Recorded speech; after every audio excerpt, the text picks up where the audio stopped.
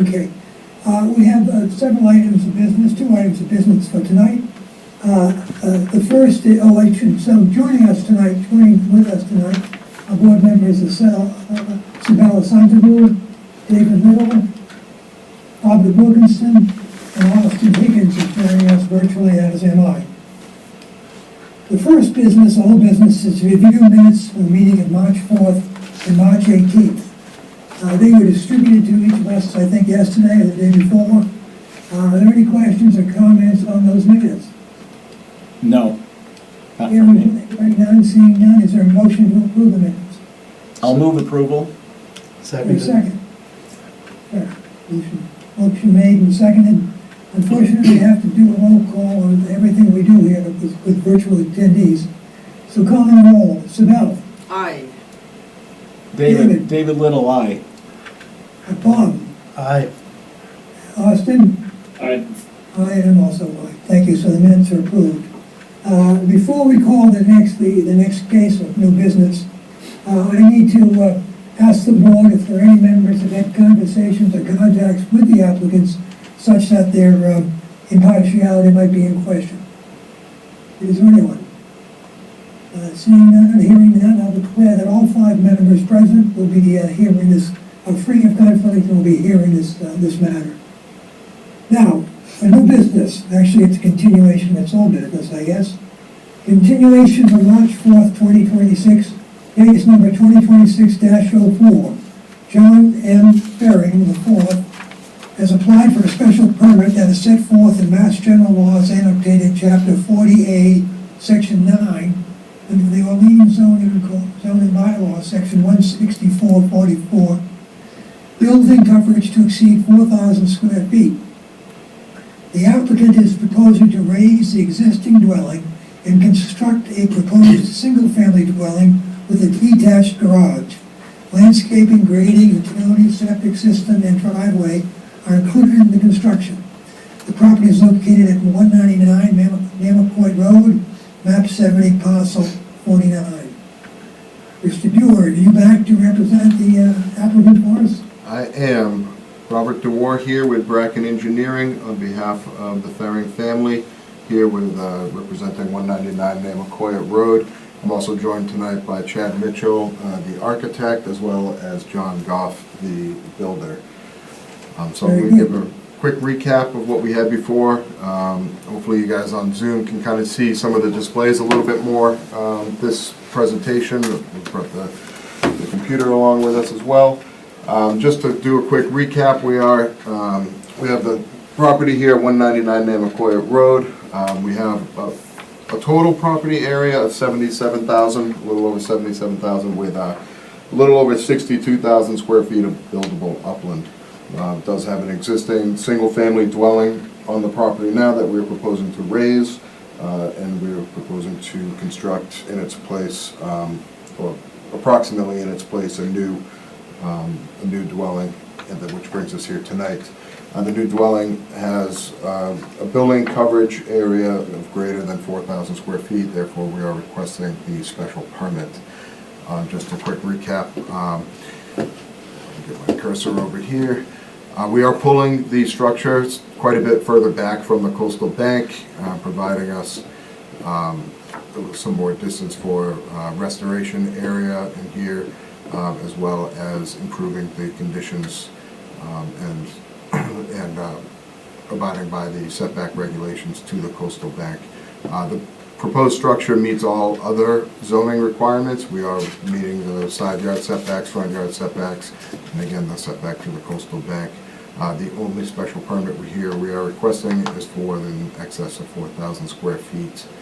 I can go through the special permit criteria again, but I think prior to that, I think I'd like to have Chad Mitchell, the architect, come up and discuss a little bit more of the design considerations of the house and why it was designed the way it was and what effects that has, particularly to the view from Pleasant Bay, as well as the efforts that were taken to reduce the overall massing of the house despite having the footprint in excess of 4,000 square feet. So Mr. Dewey, before, if I may interrupt, I Absolutely. apologize. I have one other item of business we have to proceed to, before we continue, and that is, Austin, you certified that you have reviewed the materials to watch the tape so that you can participate in tonight's hearing? Correct, yes, I reviewed the March 4th tape for this hearing, and I will be able to vote on this case. I will sign an attestation in Town Hall in the next day or two, pending the outcome of this meeting. Excellent, thank you very much. Back to you, Mr. Dewey, I'm sorry. Nope, that's all right, thank you. All right, where would you like to begin? Can you open that one? Yes.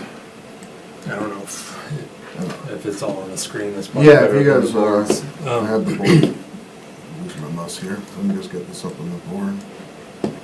Okay, so as Robert mentioned, my name is Chad Mitchell. I'm the architect for the project, working with the Fairings on the design of this home.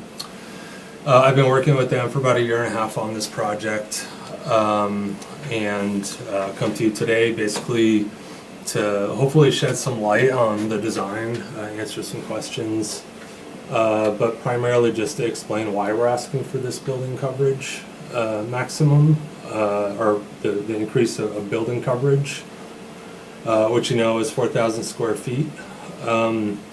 So when we began this project about a year and a half ago at the Fairings, kind of one of the first things we had to determine was whether to design a one-story home or a two-story home.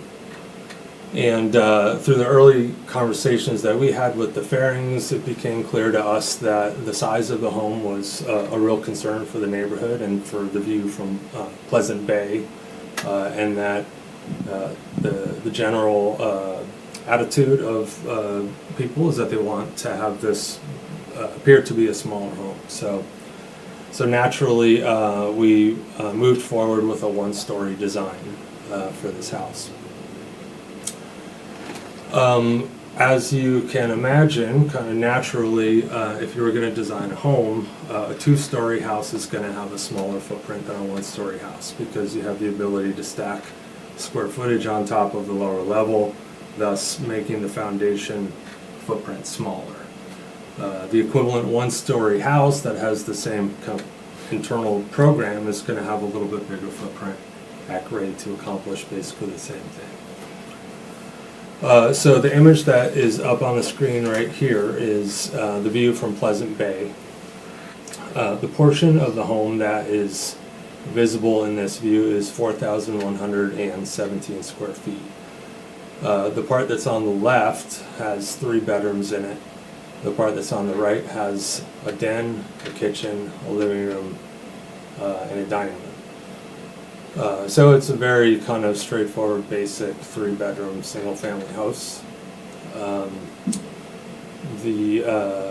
By designing it as a one-story house, it's kind of afforded us the opportunity to design it in like the Cape Cod style. So we've employed a gable roof form on the project, and we've clad it entirely in wood shake siding. So very kind of emblematic of what you'd see on the Cape. Do you have the images of the existing house handy, the 2 front images? Yes. Unfortunately, I think I actually only have those.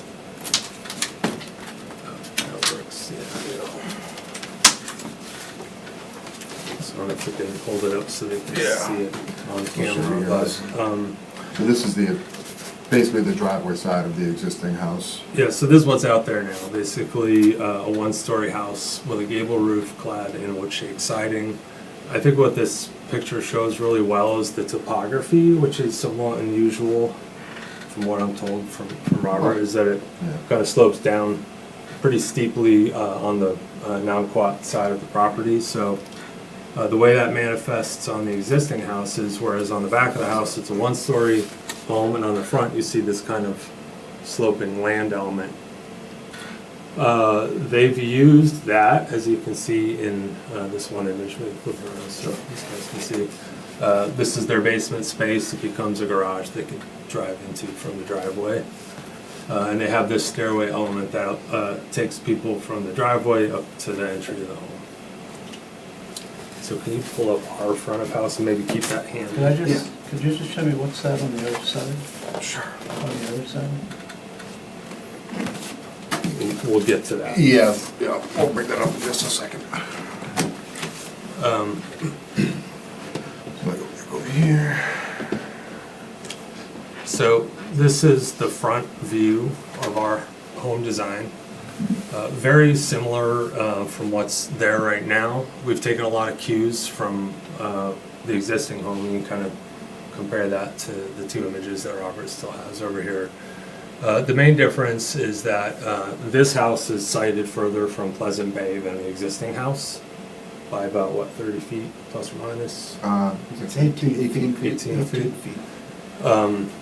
But it faces the same topography question, right? Like on the back of the home, it's a one-story house, and on the front, as you kind of work your way towards this kind of sloping topography, part of the basement starts to emerge on the front of the house.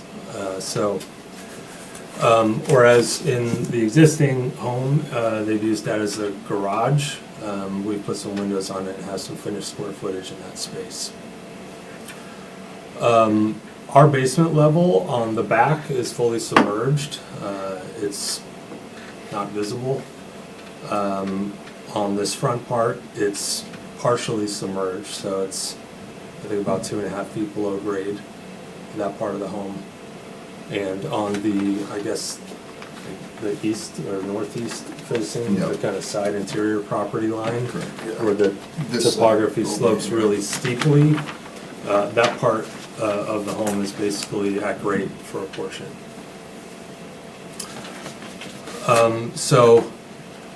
I think there's a lot of similarities again with what's there right now. We have this stairway element that goes up to the entrance of the home, just like what's there now, and we have some exposed basement level on this side that we're using.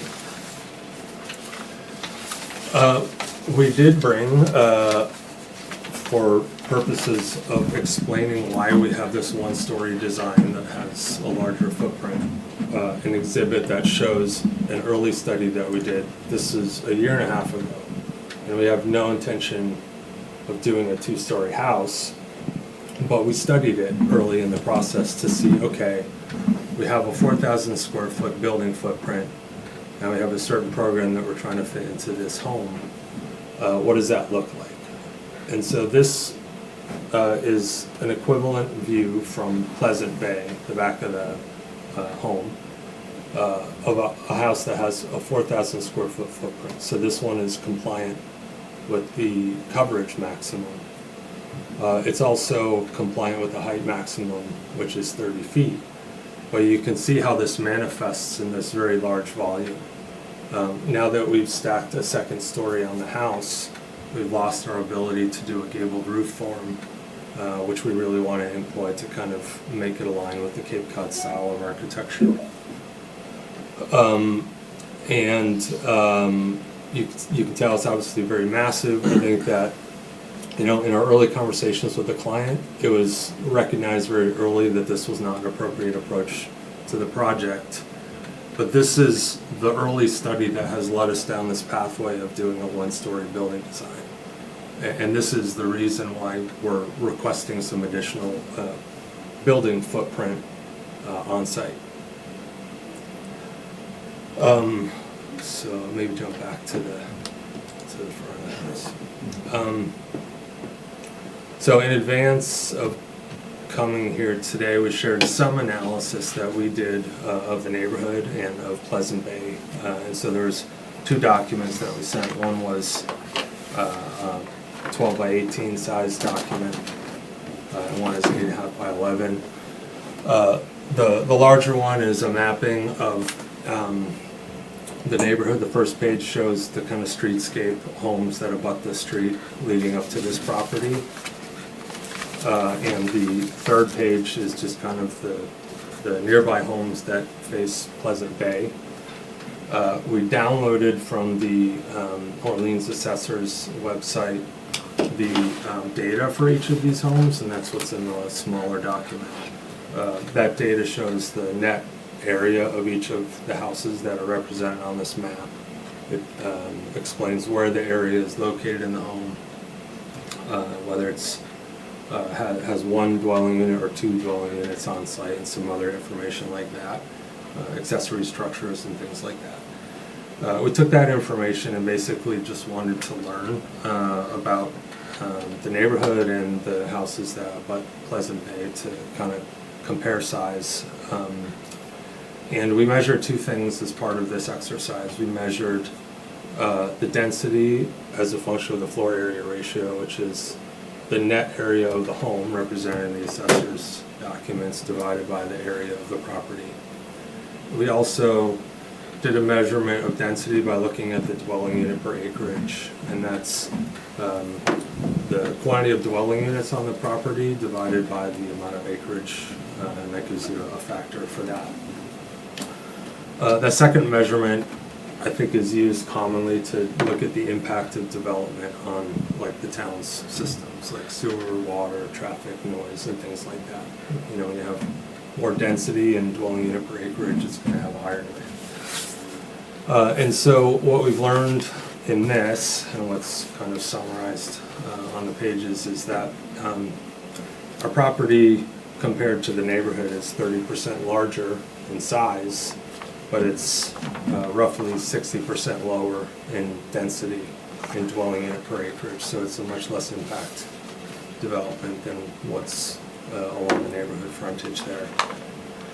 Interestingly, the floor area ratio average of the homes along this, I think there's about 40 to 50 properties represented here.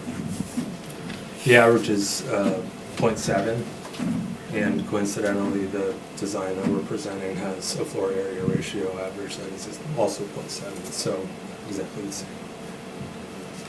Similar kind of analysis of numbers for the homes that abut Pleasant Bay. I think the floor area average there is a fraction less, and the dwelling unit per acreage is similar. But I guess what we've learned from doing this is we're not in the extreme on any of the numbers here. We're not the largest property, we're not the smallest property, we're not the most dense, we're not the least dense property. We fit into the averages and the meat of this analysis for these homes that we studied.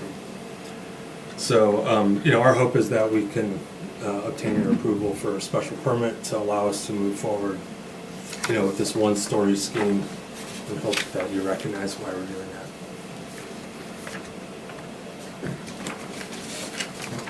Okay, before we move on, do you have any pictures of the garage? You know, I don't think I've seen anything on the garage. We have not created any sort of artistic renderings of the garage.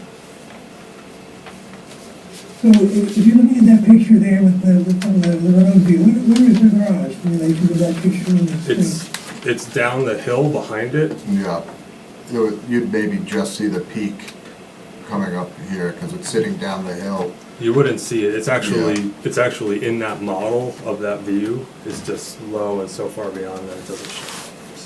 Okay. Is that the end of your presentation? Yeah, I think one more thing of note is like these views that we're showing of the back of the home, we've removed visually from this rendering all the trees. There's a lot of trees back here that conceal them. Yeah, there's quite a few trees in this yard between the house and the top of the bluff here leading down the coastal bank to Pleasant Bay that obscure the view of the existing house, particularly on sort of this right-hand side here.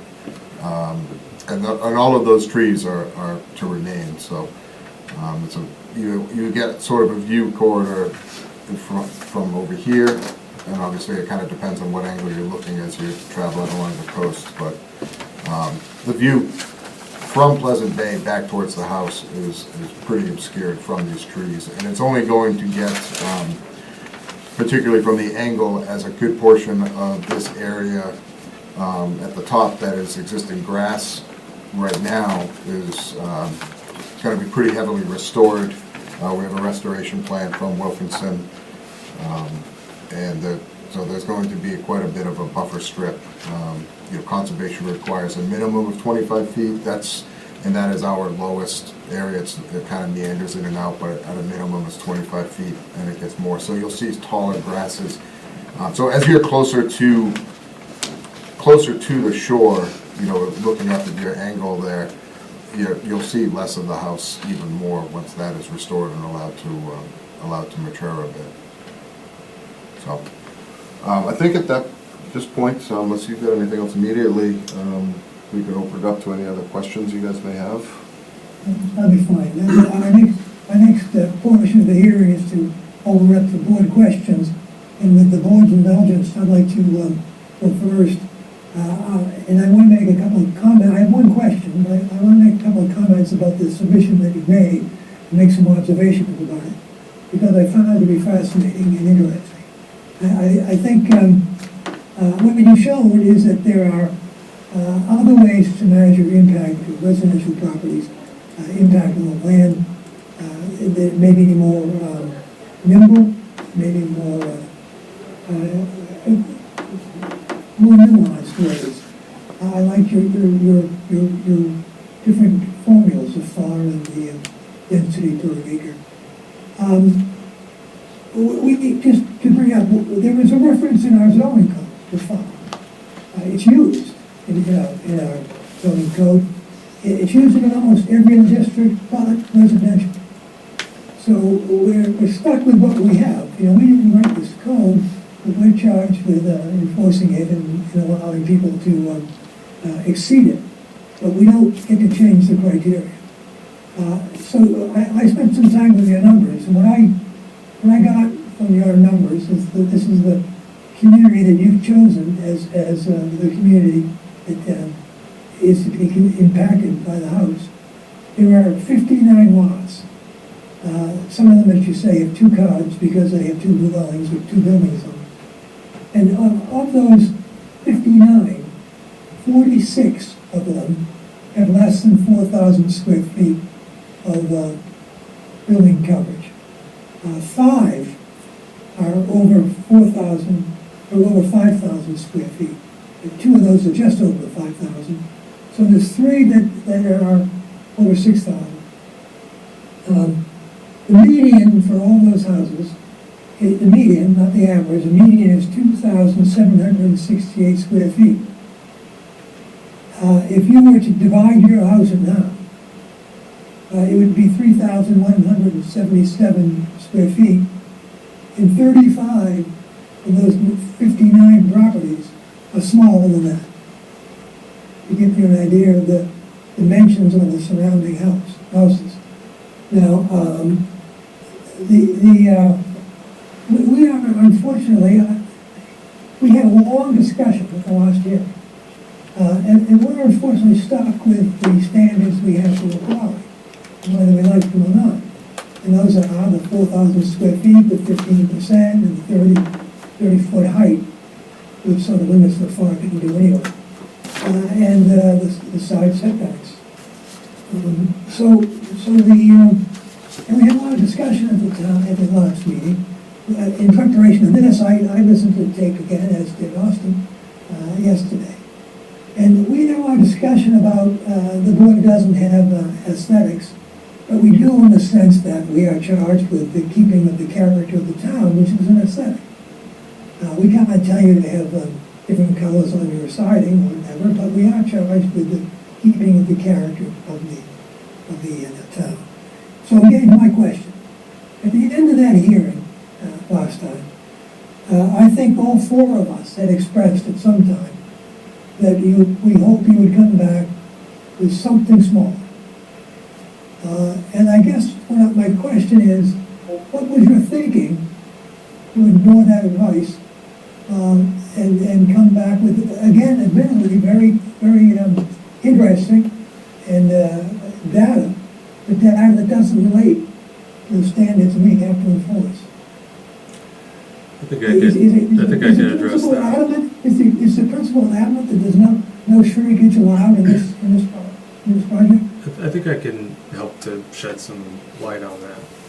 So some of the data that you presented there was net area of homes that you averaged out for the neighborhood. Right. And you've compared that to our building coverage. Our building coverage includes the garage. It includes some of the project that's submerged below grade that you don't even see.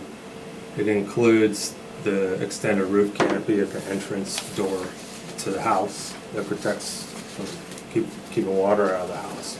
So like there's a little bit of like conflating the area of other properties that exclude those things from their net area in this assessor's survey that I did. Conflating that with our building coverage number, which includes many other things. No, I So- really don't, when the lot said 2 cars, I added those in. And then there's more than 59 cars.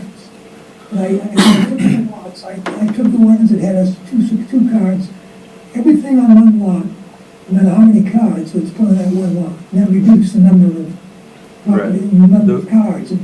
Those cards add up net area, they don't add up building coverage. Building coverage is not represented on those cards. No, right. So what's been presented to you here, the number of, what is it, like 5,000 something, is a building coverage number. Yeah, It's for the- not, it's not an area of our house. The area of our house in the image that's on screen right there is 4,117 square feet. That's the enclosed above grade square footage of our house. So then you're going to remove the rest of the coverage and go with that? Well, I mean, there's some things that provide value to the house, like a covered back porch. Right? There's a front covered area that protects the entrance from getting water into it. There's a garage. Right. I think, That's all building coverage. well, yeah, it is, correct, yeah. And then there's a portion that's below grade that extends beyond the footprint that's not visible and has really no impact. But is being used to calculate the building coverage, so. Open up to other questions by other members. May I, Jerry? Please, Can you explain then, now that you're talking about building coverage, on your application, you say building coverage is 6,355 square feet.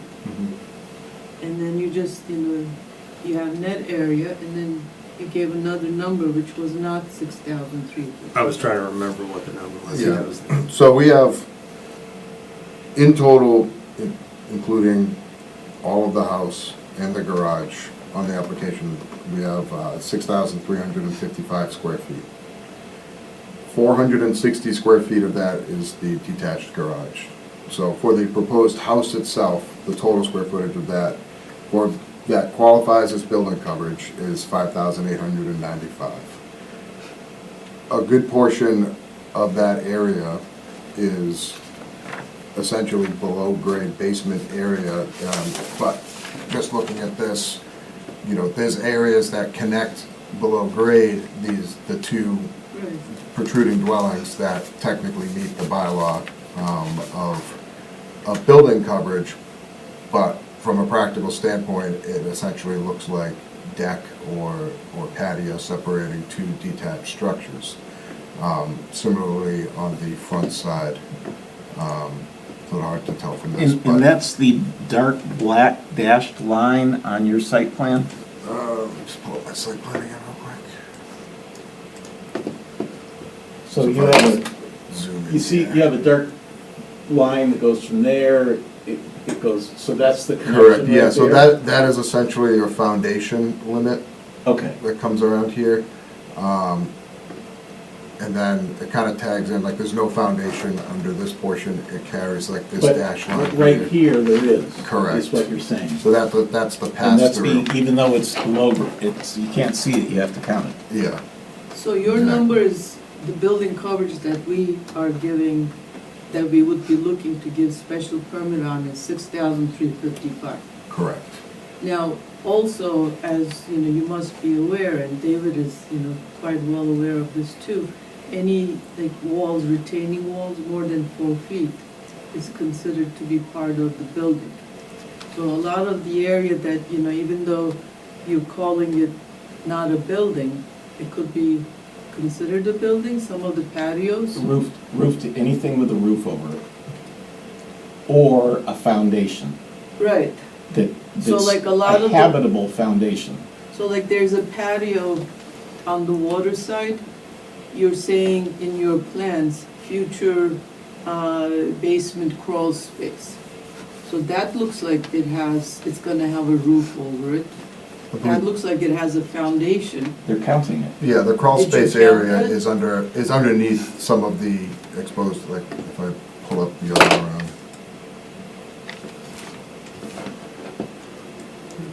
Austin, you want to? Yeah, I have a question, partly an extension to something that David had mentioned, and this might be a question for Davis. Someone else on the phone may know the answer.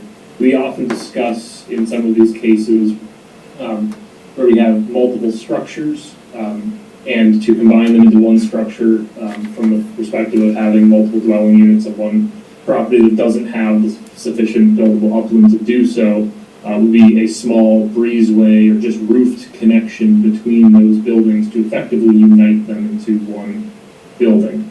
Here we have somewhat the opposite, that we have two unique buildings that are connected by below grade, effectively basement, between them with no roof between them, past what is covering the deck that's covering the connection between the two. Does anyone have experience with, I intuitively I believe this to be, one building, but I haven't seen this type of building construction before where it's effectively connected underground, as opposed to being connected by roof line. Yeah, I've run into it, Austin, and the bylaw refers to the buildings having a permanent connection. And I believe the basement area, because it's habitable, is considered a permanent connection to the two buildings. I remember when I worked for the Barley Neck Inn, they used to have a basement connection that went to the old motel building that was torn down when they built the new condominiums there, and that was considered part of the structure. And it was all below grade, and I believe that, I don't think that is an issue for us. I think the bigger issue is the application itself. And then, and with respect to Sibel's question, the retaining walls, even if they're connected to the building, aren't considered structure, aren't considered. But if it's a patio that has a roof, Oh, anything with a roof over it, Right. they've counted, and I think they've demonstrated Yeah, that. yeah, anything with the roof over, we're kind of, and that is why we included also, I mean, the underground space, even though, it's particularly with this connection where there's no roof over this the connection between the buildings, I mean, it's still a structure underground with a roof on it.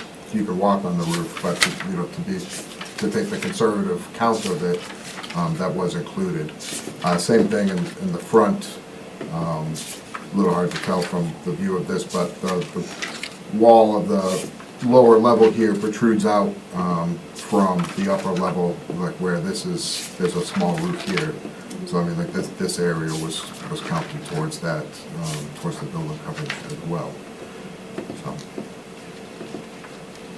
But I think what Chad was saying before was that the upper level area, sort of the general massing of the house, because of where you see it, how it blends into the topography and how the basement is sunk into the slope there, the upper levels here, the massing, this coverage is about 4,100 square feet, so it's still over, but from a kind of overall massing perspective, much less than the 6,000 that we're requesting.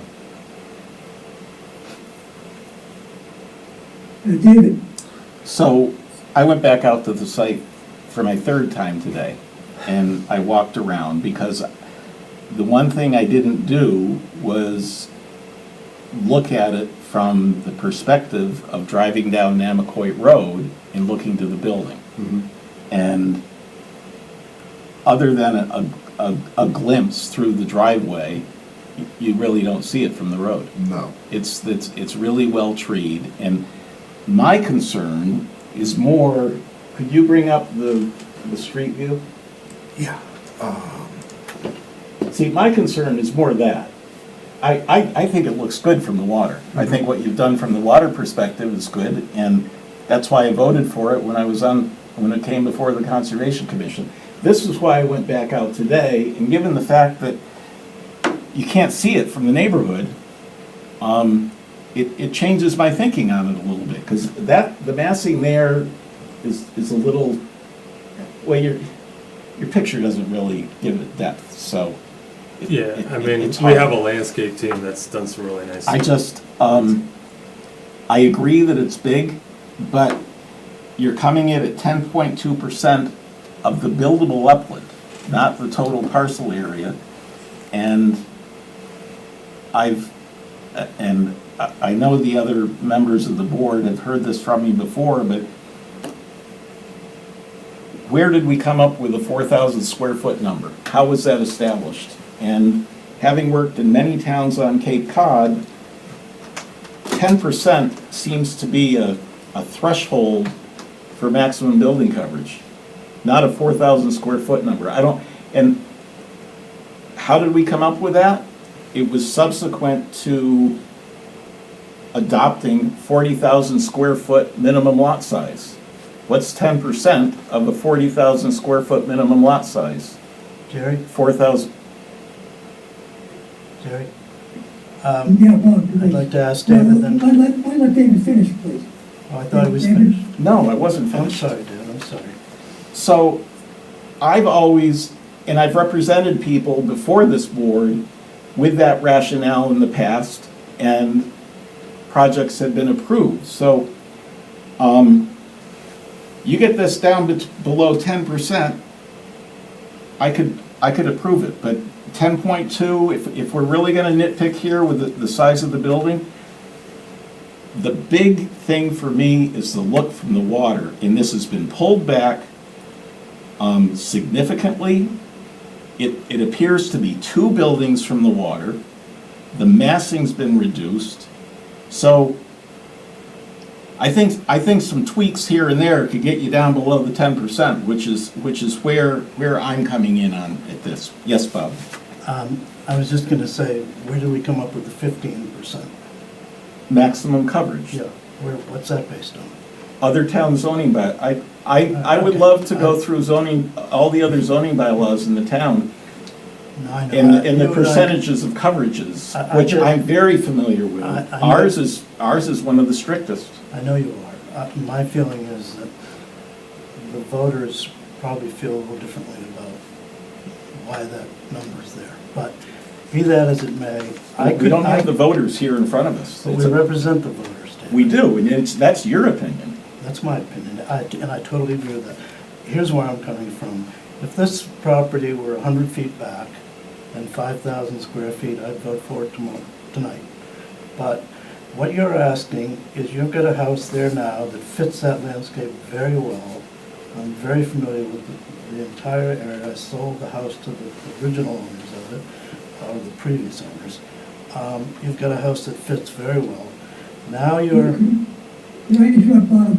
yeah, I think we're jumping ahead of ourselves, and we're getting into, I thought that's what David was doing, but okay, I'll hold off. Yeah, I think we are, That's and I think fine. that's what we're trying to avoid. That's I fine. think there's a time for that, but it's after we have public testimony. And I would like to, if there's no other questions of the applicant, if we could open it up for public comment.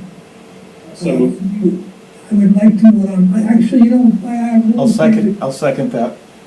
Okay, I don't think we have to vote. I think it's just, as I look at our rules, we don't have to vote.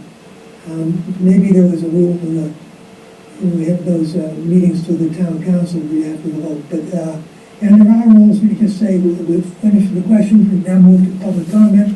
And we asked if there's any public comment in favor of the proposition. Is there anyone in the room or in the nether world who would like to opine in favor of this application? I guess there's not. Anyone in the room or in the nether world who would like to opine or be heard in opposition to the application? We did have a hand up, she's coming in. Okay, great. Thanks, Peggy.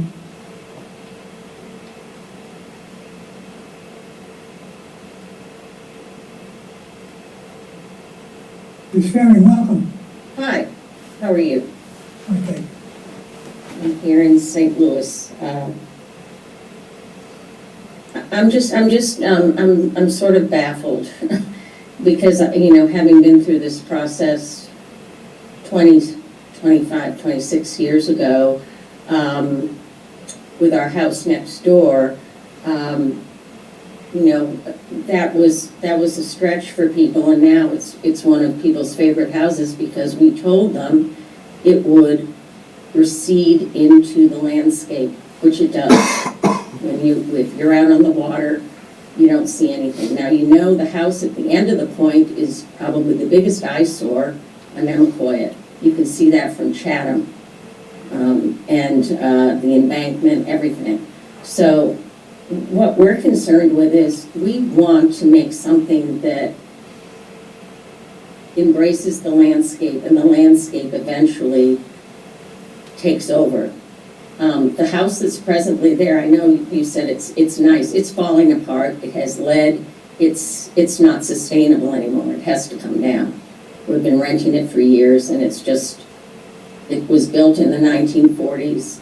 It was a summer home. It is not sustainable. It's going to be dangerous at some point. So that's what precipitated this whole idea. And we also wanted to have something which was tasteful and low to the landscape.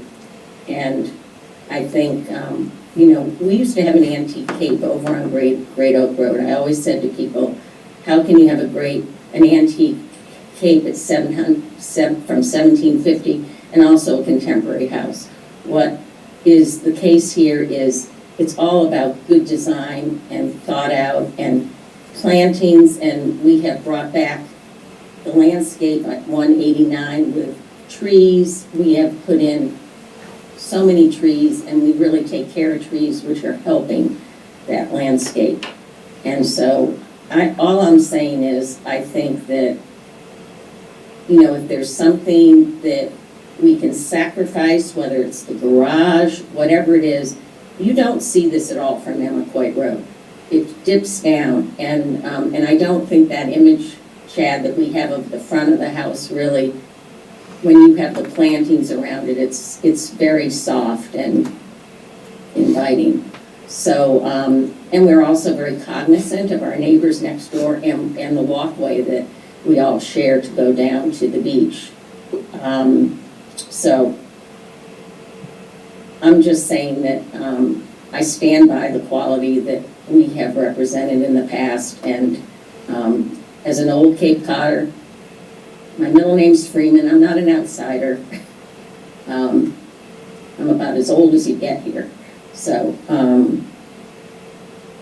I just would respectfully hope that if there's some concession we can make that would approve this, would like to get going on this, because the other property as it is now it's not really rentable anymore. Thank you, Ms. Fair. You understand that we're not charged as all-knowing philosopher kings. We have a code that we're charged with enforcing, and the code is inflexible. Well, the code is flexible because in the past, people have, it depends on who's on the committee. I mean, look at all the swimming pools that everyone have now. You know, I mean, swimming pools are much more detrimental to the environment, and there are swimming pools everywhere now. You couldn't do that 26 years ago. The code, but people, so it just goes with whoever I think is on the committee. So I'm just very disappointed. Well, don't be yet.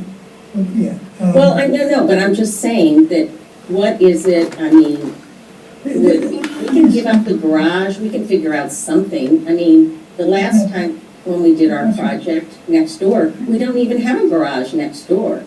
Okay, I don't want to get into it. Okay, well, okay. I understand, and I can make my comments, you see what I am. And thank you for your comments, and it's helpful, and I think you have hit upon the major points that your representatives have made, that it's a very low-profile house, and it's distinguished from its size. It's diminishing in terms of its impact. But thank you for that comment. Anyone else wishing to speak in favor of the application in the public domain? Either Peg, anyone else? Not seen any hands raised. Okay. Now, is there anyone in the room who wishes to speak in opposition to the application? Okay, hearing none, is there anyone in the virtual world looking to speak in opposition? Still no hands raised. Okay. Now, again, David, according to our rules, the chair can close for public comment, public testimony, or any further testimony. But I think there's some benefit in having the board vote for that. So I'd like to ask for a motion to close the taking of additional testimony. Is there a So- motion to that effect? So moved. Is there a Jerry. second? Jerry, We're still gonna be able to talk. but I need to ask Yeah. a question. Oh. Jerry, Mrs. Faring said that the little house is no longer rentable. Is the intention to rent the house that they're proposing to build? That's not our purview. That has no basis on what we Okay, do about. all right, okay. Never mind. All right. Do we have a second to the motion to close for public testimony? So moved. I'll second. Second Austin. Let me call the roll. Sabadell? Aye. David Little, aye. Bob Wilkinson, aye. Austin? Aye. And I'm aye. All right. So now we're open for discussion amongst the board members. Austin, you raising your hand? Yep, I had two comments. The first related to David and Bob, what you were mentioning.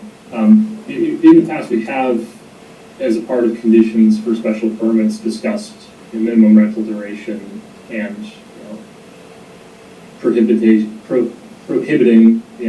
certain usage of property. Is that is correct?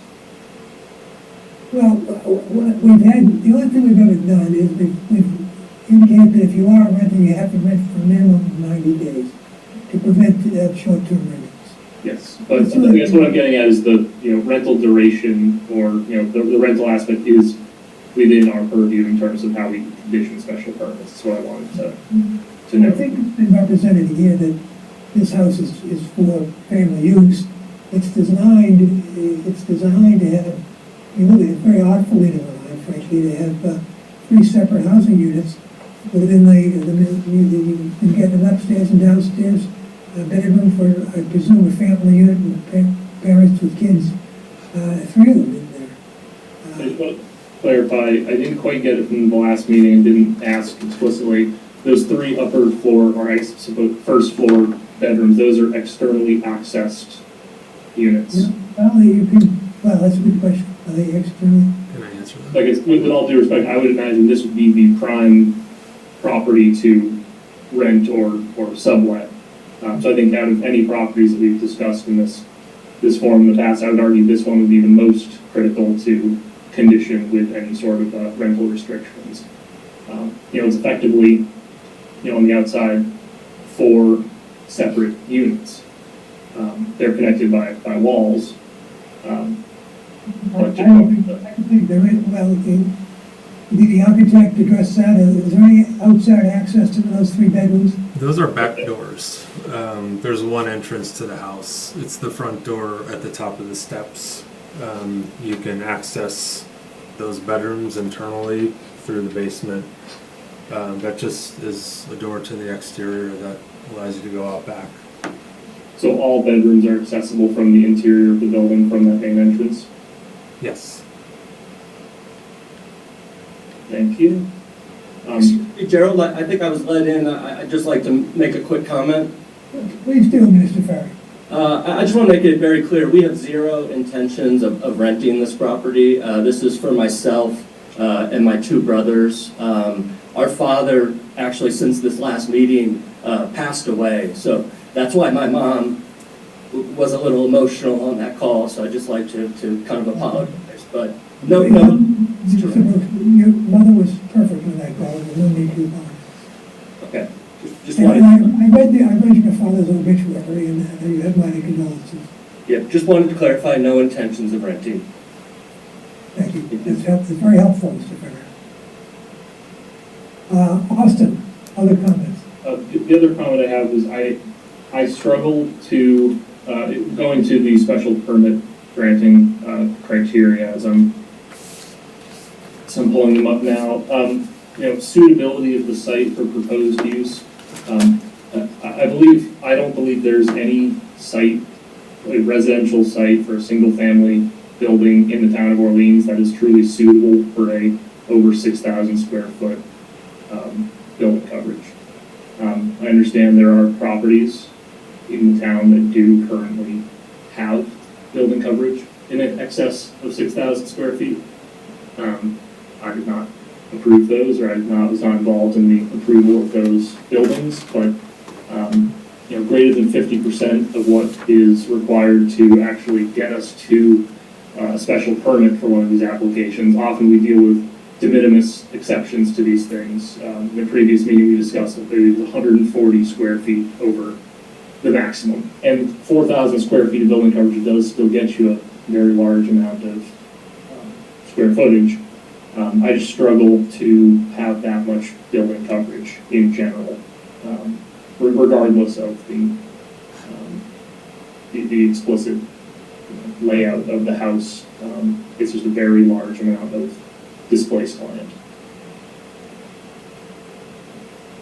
Other comments, and Val, any comments you'd like to make? Yeah, the only thing that I would add is that I appreciate the fact that the scale, you worked with trying to make the scale smaller, all of those things are nice features. But when you, and to me, the over 6,000 square feet is a lot.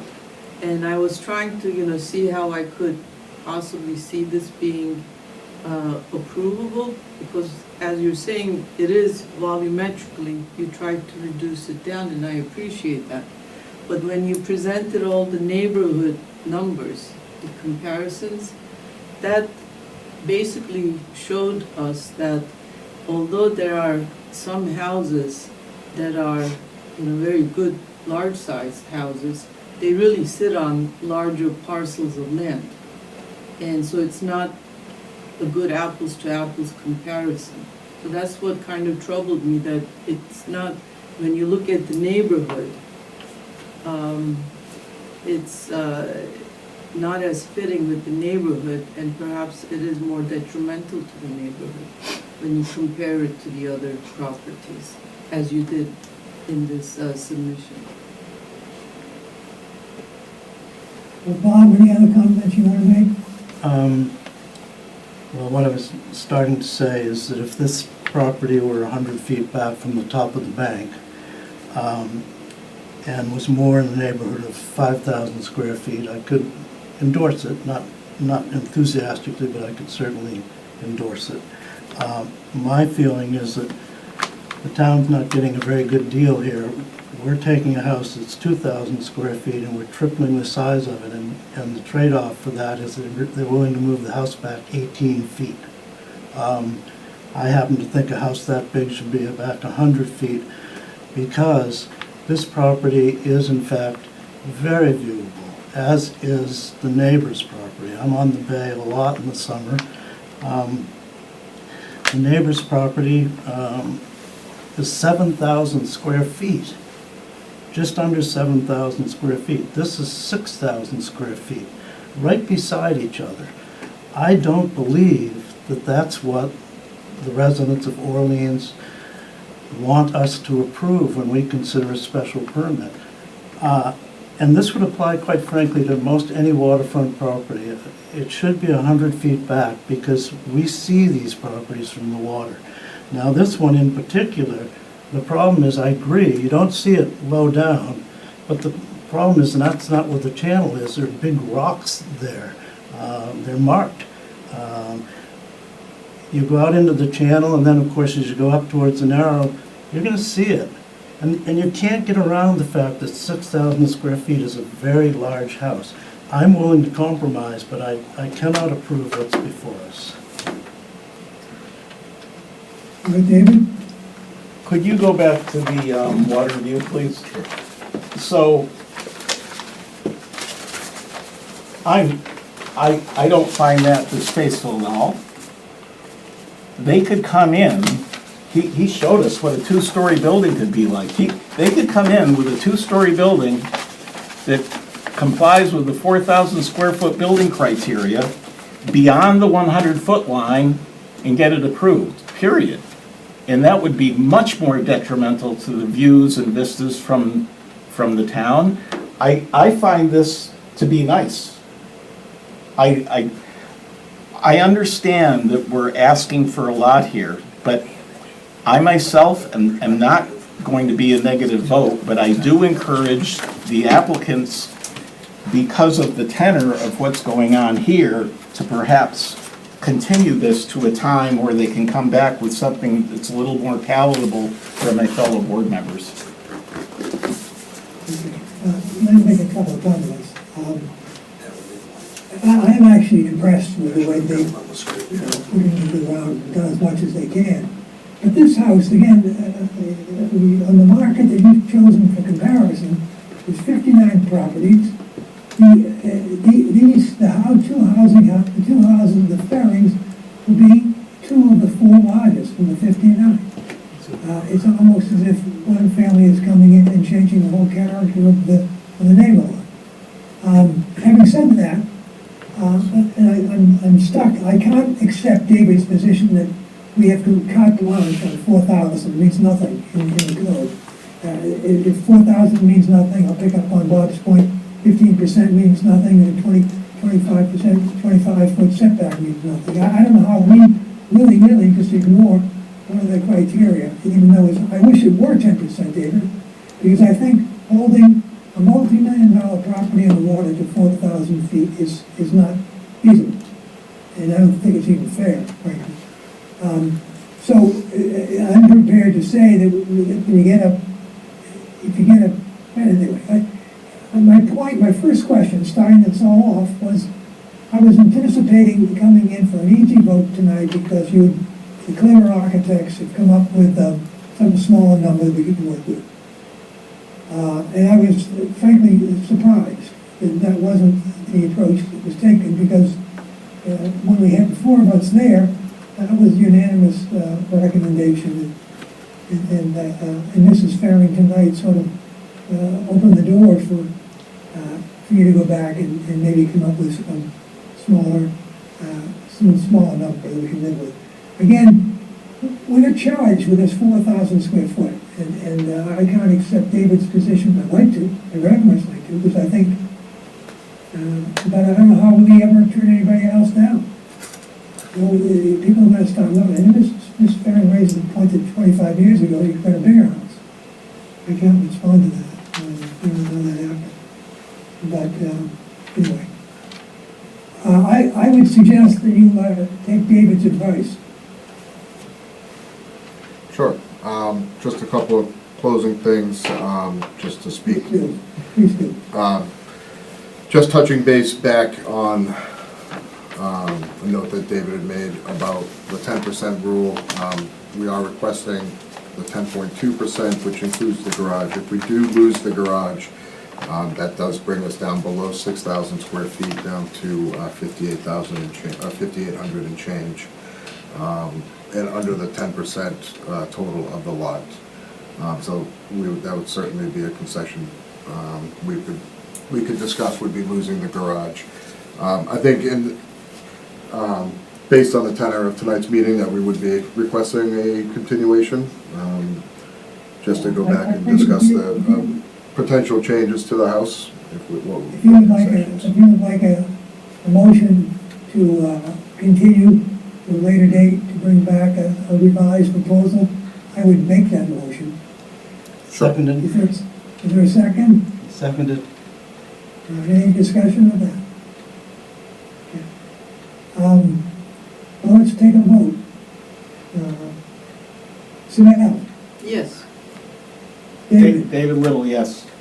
Paul Wilkinson, yes. Bob, yes. Austin? Yes.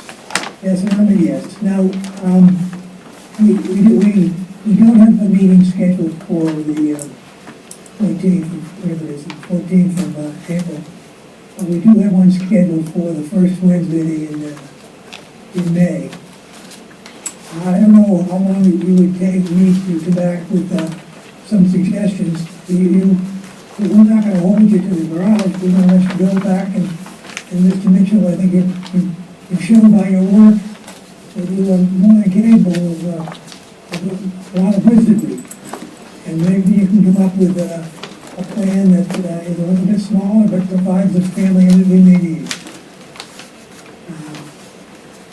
And I would suggest that that would be a good course to proceed. Thank you. Anything else anybody want to say before we, I guess we've closed the hearing for this hearing. Is there anything else to come before the board? Any other matter? I move. How's the baby, Austin? Brian, I move we adjourn. Seconded. And second, all in favor? Aye. Aye. yes.